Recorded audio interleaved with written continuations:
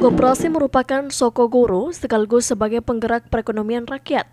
Untuk itu, peran koperasi harus ditingkatkan, terutama koperasi yang tidak aktif harus berupaya diaktifkan kembali dalam rangka peningkatan perekonomian khususnya di Sulawesi Selatan.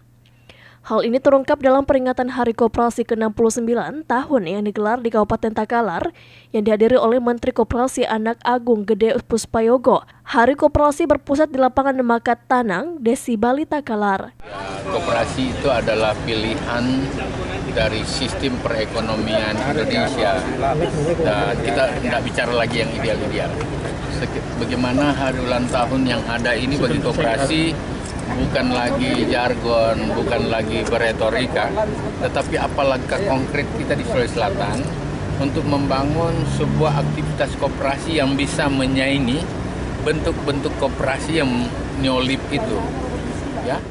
Untuk mendukung jalannya program yang direncanakan Gubernur Sulsel Syahrul Yassin Limpo, Menteri Koperasi Republik Indonesia Anak Agung Gede Puspayoga mengaku akan melakukan database ulang seluruh koperasi yang aktif, khususnya yang ada di Sulsel. Bahkan dirinya meminta kepala daerah kabupaten untuk tegas dalam menindak koperasi tidak aktif yang jumlahnya mencapai sekitar 3.000 koperasi. Disampaikan oleh Dekopinwil bahwa di sini ada jumlah di Sulawesi Selatan ada 8.000 lebih, yang aktif 5.000 lebih.